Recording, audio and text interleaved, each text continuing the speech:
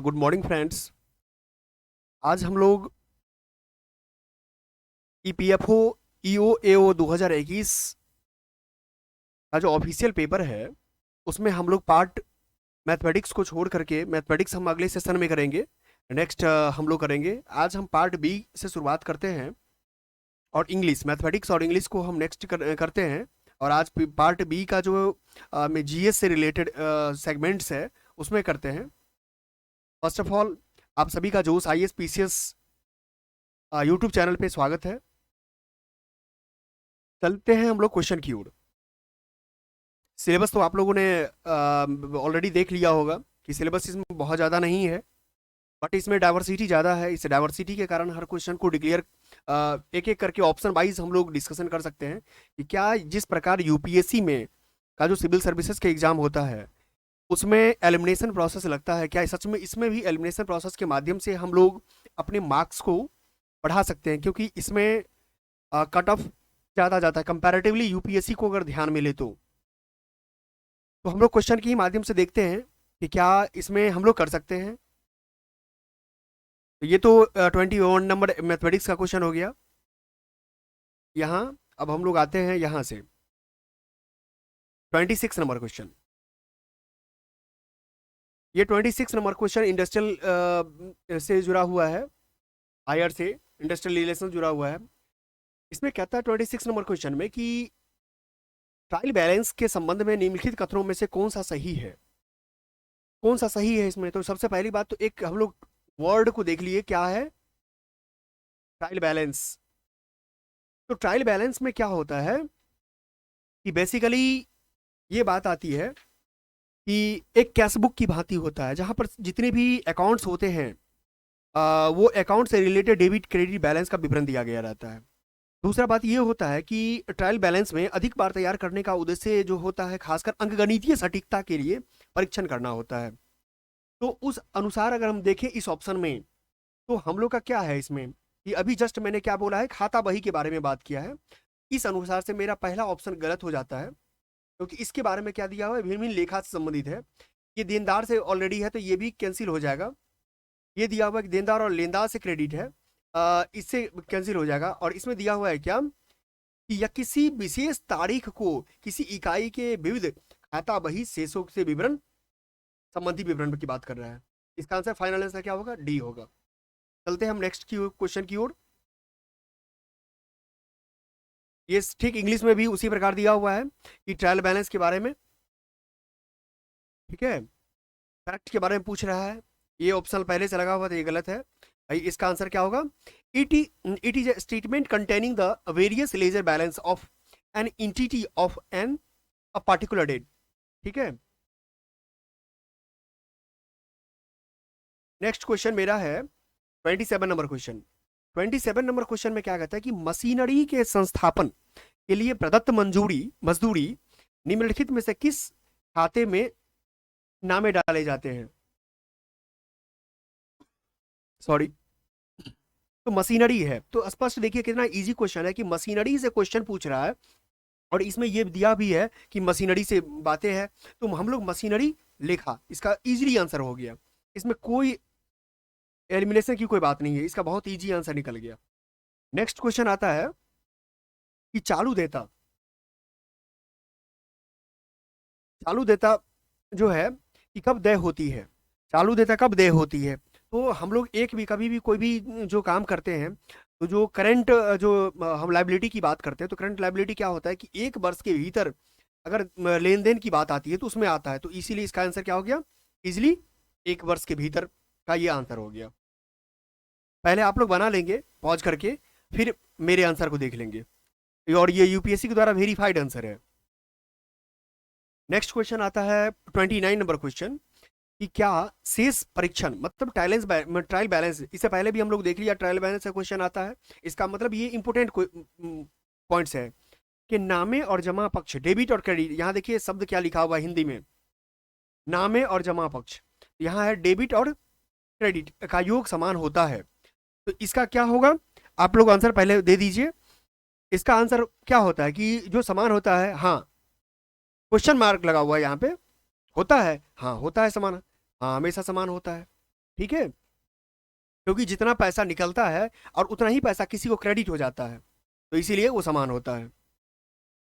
Next question आता है कि निम्नलिखित में से प्रथम वही कौन सी है जिसमें किसी व्यावसायिक इकाई के लेन देन दर्ज किए जाते हैं। अब आप सोचिए कि कोई भी अगर आप इंडस्ट्री लगाते हैं या कोई भी अपना बिजनेस इंटरप्रेन्योरशिप स्टार्ट करते हैं और यहाँ व्यावसायिक इकाई के लेन देन दर्ज किए जाते हैं, तो कौन सा होना चाहिए। तो एक जो रोज का जो नामचा होता है, मतलब रोज हम लोग जो डेबिट क्रेडिट करते हैं उसको बोलते हैं क्या, इस इंडस्ट्री के शब्द में जर्नल बोलते हैं।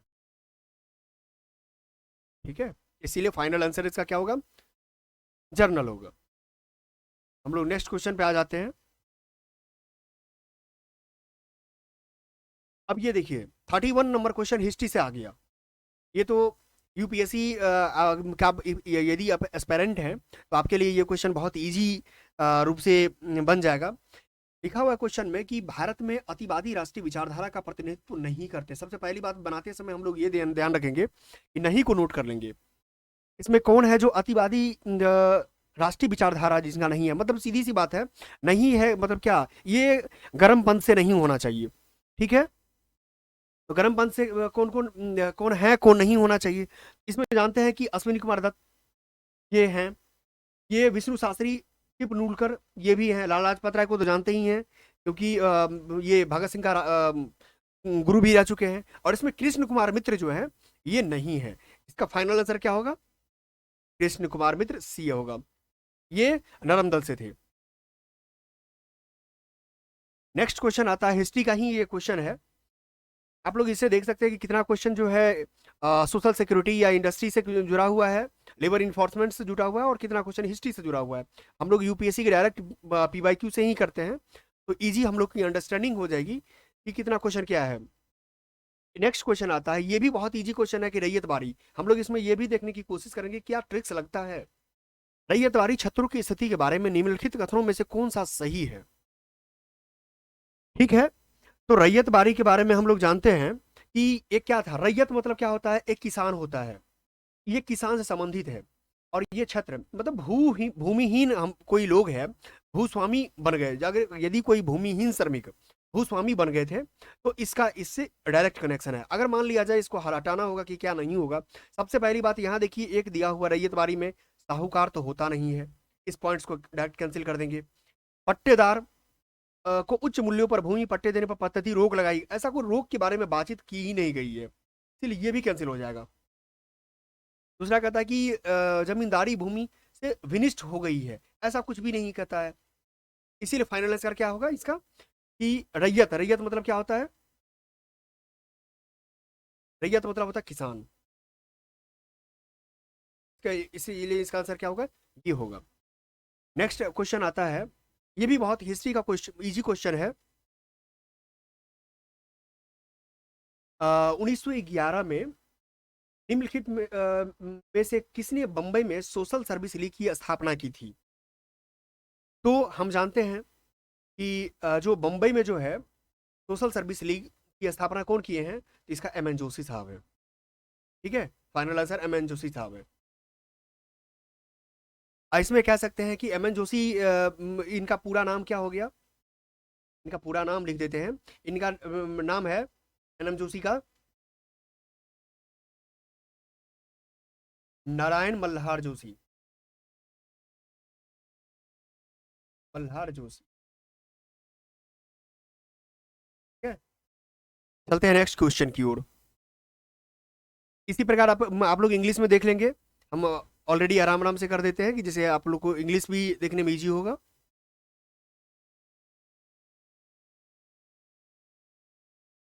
नेक्स्ट हम 34 नंबर क्वेश्चन पे आते हैं। 34 नंबर क्वेश्चन में क्या कहता है कि हिस्ट्री का बहुत इजी क्वेश्चन है। कहता है कि कांग्रेस पार्टी में अपरिवर्तनवादी समूह में नहीं शामिल था। कौन व्यक्ति इसमें है चार में जो अपरिवर्तनवादी समूह में नहीं था। तो अपरिवर्तनवादी समूह में कौन नहीं था, ये सरदार वल्लभ भाई पटेल थे, डॉक्टर अंसारी थे, डॉक्टर राजेंद्र प्रसाद भी थे, ये आंसर है।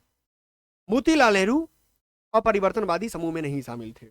ठीक है, नेक्स्ट क्वेश्चन आता है मेरा, ये तो बहुत इजी क्वेश्चन है कि कैबिनेट मिशन का सदस्य इसमें नहीं है। आप लोग जानते हैं कि कैबिनेट मिशन से रिलेटेड सारी बातें आप लोग को पता है कि कैबिनेट मिशन का क्या कैसे है। इसमें जानते हैं कि पैथिक लॉरेंस है इसका सदस्य, स्टैनफोर्ड क्रिप्स भी है और अलेक्जेंडर भी है। कौन नहीं है? तो लॉर्ड बेबल नहीं है।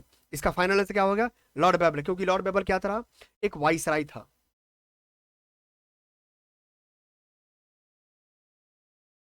ठीक है, जिसका कार्यकाल कब से स्टार्ट हुआ था?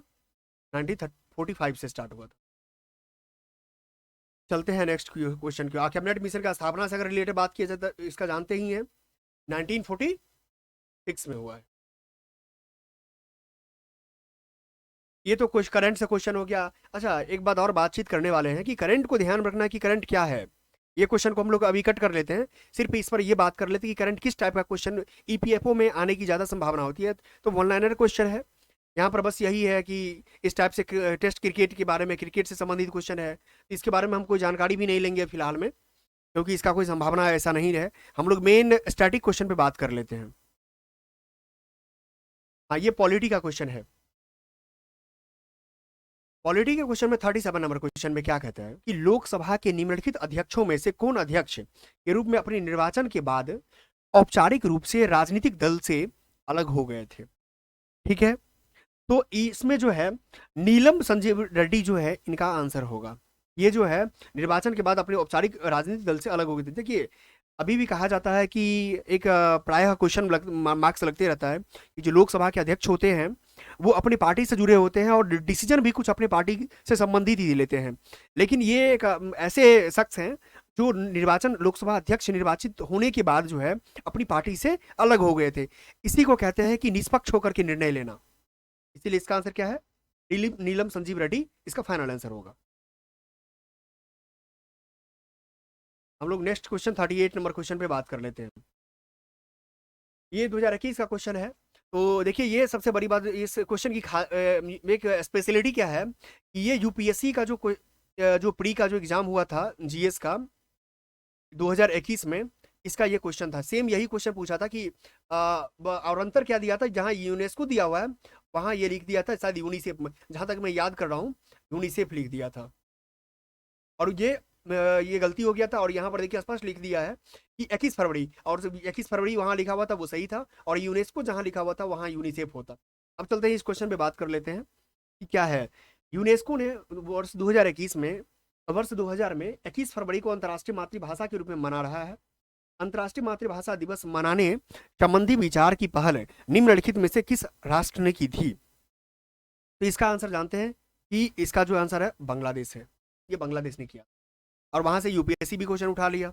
इसका मतलब है कि डायरेक्टली यूपीएससी जो भी यूपीएससी का जो क्वेश्चन बनाने वाले जो भी सेटर हैं वो सारे क्वेश्चन को, चाहे ईपीएफओ का क्वेश्चन हो, चाहे यूपीएससी का क्वेश्चन हो, चाहे सीडीएस का क्वेश्चन हो, चाहे सीएपीएफ का क्वेश्चन हो, कहीं ना कहीं एक ही माइंडसेट से बनाते हैं। तो अगर देख लेने से, और इस बार अगर ईपीएफओ का एग्जाम देने जा रहे हैं, आपके पास जो भी बचे समय है, आप यूपीएससी प्रीलिम्स 2023 का जो जीएस पेपर हुआ है उस पर आप गहन अध्ययन करके जाएं, क्योंकि वहां से डेफिनेटली आपको 5 से 10 क्वेश्चन बनने की संभावना है।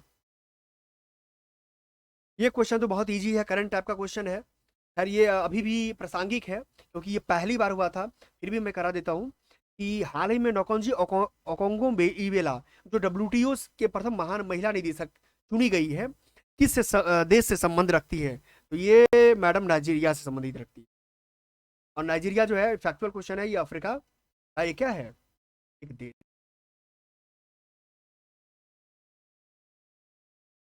ये जान लीजिए क्योंकि ये ज्योग्राफी टाइप का क्वेश्चन है और अच्छा क्वेश्चन है, में कहीं तो कोई डाउट नहीं है। क्योंकि ये देख लीजिए, कालाधान मल्टी मॉडल पारगमन परिवहन परियोजना निम्नलिखित में से किस देश को भारत के साथ जोड़ेगी? तो इसमें सबसे बड़ा चीज क्या क्वेश्चन है कि भारत को किस देश के साथ, भारत और डायरेक्ट इसका संबंध क्या है? म्यांमार के साथ संबंध। ठीक है, अब हम लोग आते हैं नेक्स्ट वाले क्वेश्चन पे। ये इंग्लिश का क्वेश्चन है, तो आप लोग इसको पॉज करके देख लेंगे। इंग्लिश वाले क्वेश्चन में हम लोग ये 41 number question, 41 number question mathematics का क्वेश्चन है। तो मैथमेटिक्स का क्वेश्चन हम नेक्स्ट वीडियो में जो है, मैथमेटिक्स का एक अलग स्पेशली वीडियो रहेगा और इंग्लिश का एक अलग स्पेशली वीडियो रहेगा, आप लोग देख लेंगे। निश्चित रूप से मार्क्स यदि आप ईपीएफओ का एग्जाम के लिए सीरियस कैंडिडेट है तो 200+ मार्क्स लाते तो आपका सिलेक्शन कहीं से कोई रोक नहीं लेगा, और मुझे लगता है कि बहुत इजी तरीके से 200 मार्क्स गेट हम लोग कर लेंगे। ये कंप्यूटर से क्वेश्चन आ गया 46, हम लोग मैथमेटिक्स को छोड़ देते हैं और ये देख लेते हैं। कंप्यूटर है, ये बहुत इजी क्वेश्चन है, कंप्यूटर से रिलेटेड 46 नंबर क्वेश्चन है। इसको हम लोग, ये दिया हुआ है, ये जो होता है बनाने का तरीका क्या होता है कि जैसे मान लिया जाए कि आपके पास ये दिया हुआ है तो आप 1 बाय 1 करके लिख लिए। ये अगर देखा जाए यहाँ से 1, ये इकाई स्थान पे है, यूनिट प्लेस पे है, तो 0 × 2 की पावर 0, मतलब 0 × 1 = 0। इसी प्रकार से ये 1 दाहिने के स्थान पे है तो 1 मल्टीपल 2 की पावर 1 का मतलब क्या हो गया 2। इसी प्रकार से इसको देख लेते हैं कि 1 × 2 की पावर 2 का मतलब कितना हो गया 2 × 2 = 4। ये कितना हो जाएगा 1 × 2 की पावर 3 मतलब 8। ये क्या हो गया 0, 0 × 2 की पावर 4 का मतलब कुछ नहीं तो 0। ठीक उसी प्रकार कितना हो गया, ये देख लीजिए कि 1 × 2 की पावर 5 का मतलब 32। अब हम टोटल हम लोग ऐड कर लेते हैं तो 32 + 8 कितना हो गया, हम सभी को जोड़ ऐड कर लेते हैं। क्या कर लेंगे 32 + 8 40 हो गया, 40 + 4 44 हो गया, 42 + 6 46 हो गया। इसका आंसर कितना हो गया 46 आंसर। बहुत इजी तरीके से बन गया। हम लोग नेक्स्ट क्वेश्चन पे आते हैं 47 नंबर क्वेश्चन पे। 47 नंबर क्वेश्चन में दिया हुआ है कि जो इनपुट डेटा, मेरा जो असंसाधित इनपुट डेटा को उपयोगी सूचना में परिवर्तित करने के लिए सभी कंप्यूटरों द्वारा निम्नलिखित में से कौन सा मूलभूत प्रचालन निष्पादित नहीं किया जाता। मैं बार बार कह रहा हूं जब भी नहीं आए तो इस चीज को पहले डाउन कर लेना है कि इसमें से मेरा कौन सा क्वेश्चन होने वाला है। इसका क्वेश्चन इससे संबंधित है, नेगेशन से, इनपुटिंग से, स्टोरिंग से संबंधित है, आउटपुटिंग से है, स्विचिंग से संबंधित नहीं है। इसलिए इसका आंसर क्या होगा।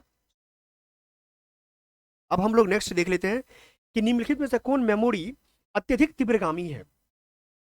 सबसे पहली बात यहां पर देख लीजिए, तीव्रगामी की बात कर रहा है, कौन सा मेमोरी तीव्रगामी, और सीपीयू और मुख्य मेमोरी के बीच उच्च वेग बफर के रूप में कार्य करती है। ठीक है, तो इसका जो कैश मेमोरी होता है, आप लोग याद कीजिए, आप लोग जब भी मोबाइल यूज करते हैं तो यहां पर ये क्या लिखा रहता है, कैश फ्री। तो आप लोग क्या करते हैं, कैश फ्री करते हैं। तो कैश फ्री होने से क्या होता है, आपका जो मोबाइल हो या मोबाइल क्या हो जाता है, फास्ट काम करने लग जाता है। इसीलिए इसका आंसर क्या होगा, ये आंसर होगा। ये इंग्लिश वाला है, आप लोग देख लेंगे।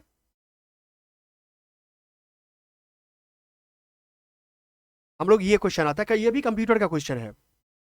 ये 49 नंबर क्वेश्चन में क्या कहता है कि वेब ब्राउजर, आप वेब ब्राउजर से संबंधित जानते हैं, कंप्यूटर अगर मैक्सिमम लोग यूज करते हैं तो वेब ब्राउजर या नहीं भी यूज करते हैं तो इसके लिए क्या है कि कौन नहीं है, बार बार मैं कह रहा हूं नहीं शब्द को देखना है।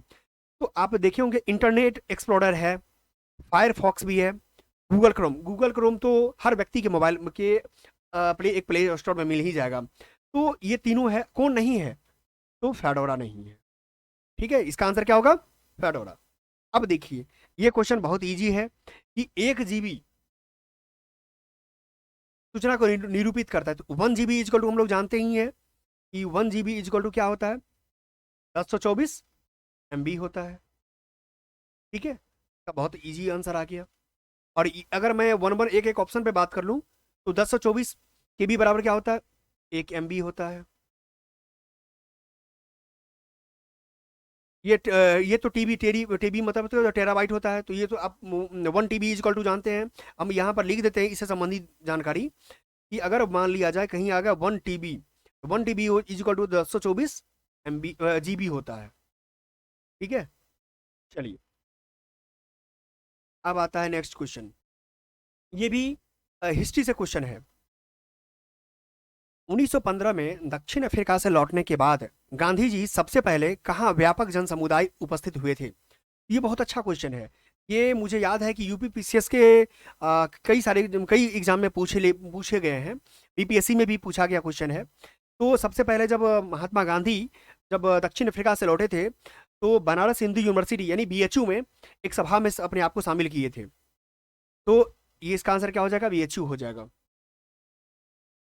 अब आता है नेक्स्ट क्वेश्चन कि गांधी एज महात्मा। अब देखिए यहाँ से एक हम लोग को सीखने की बात है कि एक बुक्स भी क्वेश्चन पूछा जाता है। यहाँ फैक्चुअल स्टडी का डिमांड ज्यादा है, तो इसीलिए फैक्चुअलिटी को ध्यान में रखते हुए पढ़ेंगे कि गांधी एज महात्मा। तो गांधी एज महात्मा का लेखक कौन है, तो शाहिद अमीन है, इसमें कोई ज्यादा है नहीं।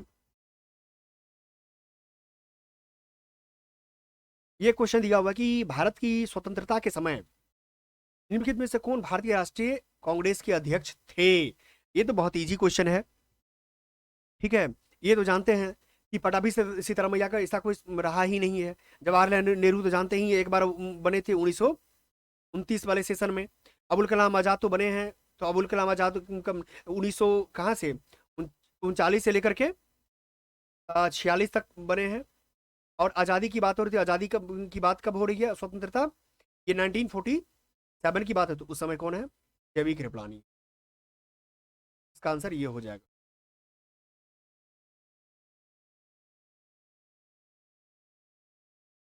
अब हम लोग देख लेते हैं ये बिहार से जुड़ा हुआ क्वेश्चन है, 54 नंबर क्वेश्चन। ये दिया हुआ है कि वर्ष 1931 के दौरान कि बिहार के गया जिले में प्रभावशाली किसान सभा आंदोलन के नेतृत्व किसने किया था। तो किसान सभा से जुड़ा हुआ है, ये यदुनंदन शर्मा है। ये फैक्चुअल है, जो भी लोग बीपीएससी का तैयारी कर रहे होंगे उनको ये बहुत इजीली आंसर पता होगा। अब आता है नेक्स्ट क्वेश्चन है कि पीरपुर, ये पीरपुर रिपोर्ट का संबंध किससे है। तो पीरपुर रिपोर्ट का संबंध जो है,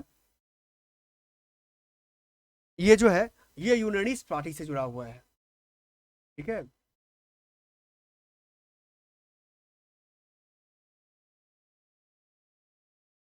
अब ये क्वेश्चन भी बहुत इजी है, एनजीटी से जुड़ा हुआ क्वेश्चन है।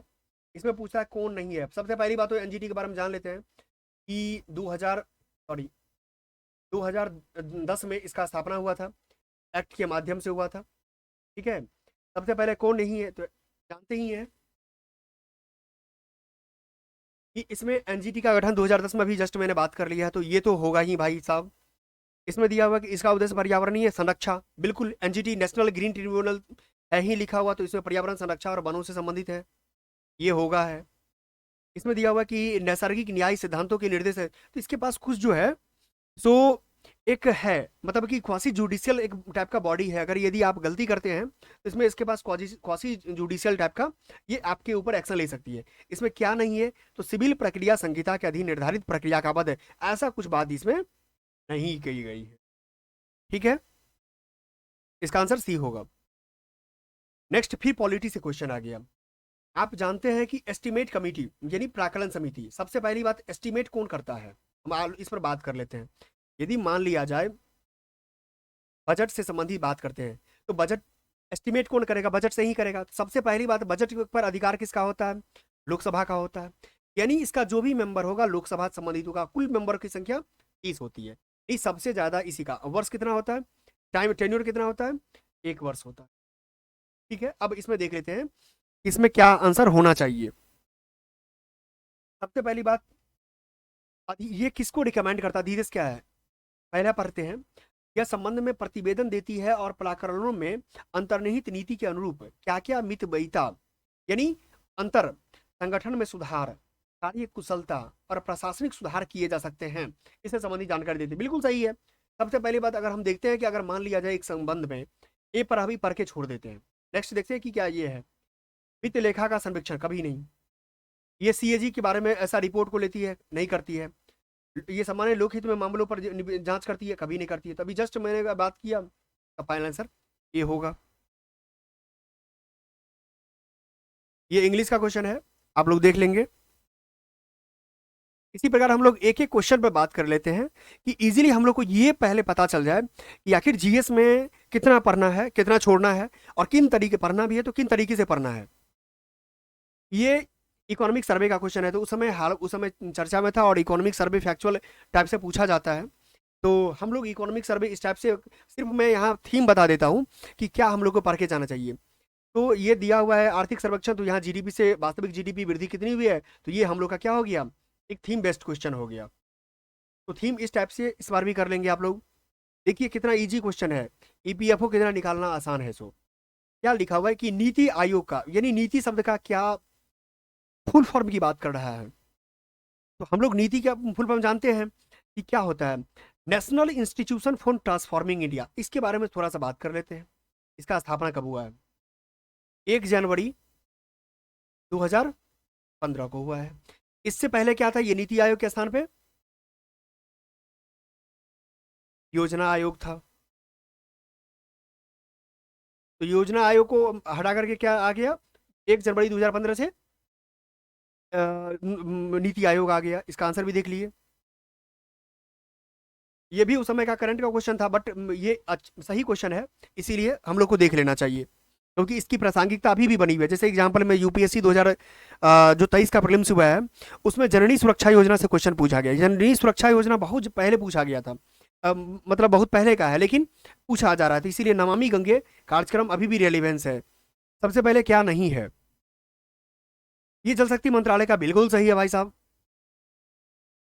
ये उत्तर प्रदेश, बिहार और उड़ीसा, ऐसा कोई फिक्स नहीं है। सबसे पहली बात तो उड़ीसा से गुजरती ही नहीं है। एक क्वेश्चन तो ऐसे ही मेरा हट गया, यानी आंसर तो मेरा अभी भी आ गया। नेक्स्ट फिर भी देख लेते हैं कि क्या और क्या है मेरा। इसका उद्देश्य गंगा नदी के किनारे बसे शौच से मुक्त कर, बिल्कुल सही है।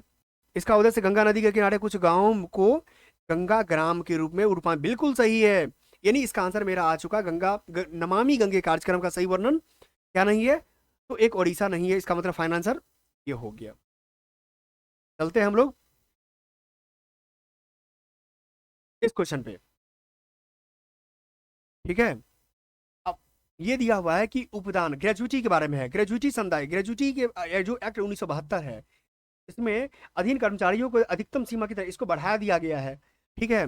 तो इसीलिए ध्यान रखना है कि इसको बढ़ा दिया गया है। अभी इसका 20 लाख कर दिया गया है बढ़ा करके। तो पहले इसका आंसर जो भी लिया हो, लेकिन वर्तमान अगर देखा जाए तो इसका ये 20 लाख वाला आंसर होगा, ठीक है। पहले इसका 10 लाख था। पहले इस जब प्रश्न पूछा गया था तो पहले बात कर लेते हैं, और ये बढ़ा दिया गया है। तो अभी हाल में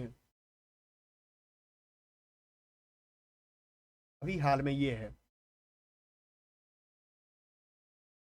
ये देखिए क्वेश्चन 62 नंबर क्वेश्चन। 62 में क्या कहता है, किसी वयस्क कर्मकार के लिए 1 सप्ताह में काम करने हेतु अनुमत घंटों की अधिकतम संख्या कितनी होगी? अधिकतम संख्या की बात हो रही है। तो आप जानते हैं कि सप्ताह, 1 सप्ताह 7 दिन होता है। 7 दिन में से एक दिन संडे छुट्टी मिलती है, रविवार को। रविवार कट कर दीजिए, बचा कितना, 6 दिन। अब जानते हैं कि एक दिन का काम करने का कितना होता है, 8 घंटा। 8 × 6 कितना हो गया, 8 × 6 = 48 आवर्स। का आंसर क्या कितना हो जाएगा, 48 आवर्स हो जाए। नेक्स्ट हम लोग देख लेते हैं। कहता है कि वह अधिकतम अवधि क्या है जिसमें समुचित सरकार न्यूनतम मजदूरी अधिनियम 1948 के अधीन न्यूनतम दरों की समीक्षा करेगी और उससे संशोधित करेगी, ठीक है। इसमें जो है न्यूनतम मजदूरी से संबंधित जो बातें होती है, इसमें 5 वर्ष पर होता है। क्या होता है, 5 वर्ष पर होता है। इसका आंसर क्या होगा, 5 होगा, ठीक है। चलिए हम लोग फिर देखिए, ये क्वेश्चन जो है सुकन्या समृद्धि योजना, योजना मतलब इससे पहले आपने देख लिया नमामि गंगे से तो क्वेश्चन था, अब ये सुकन्या समृद्धि योजना से क्वेश्चन है। यानी ईपीएफओ में योजना इंपोर्टेंट है। क्वेश्चन है कि सुकन्या समृद्धि योजना के अधीन वह अधिकतम राशि कितनी है। सबसे पहले भाई इसके बारे में कुछ संक्षिप्त बात कर लेते हैं। सुकन्या समृद्धि योजना ये बालिकाओं से संबंधित है, और इसकी आयु जो है, अधिकतम आयु 10 वर्ष है, ठीक है। तो अधिकतम आयु 10 वर्ष है। 10 वर्ष के ही गर्ल्स में करवा सकती है, इसमें अकाउंट खुल सकता है, उसके गार्जियन खुलवाते हैं। अधिकतम राशि, तो अधिकतम राशि जो है इसको, मतलब मिनिमम मिनिमम और मैक्सिमम बता रहे हैं।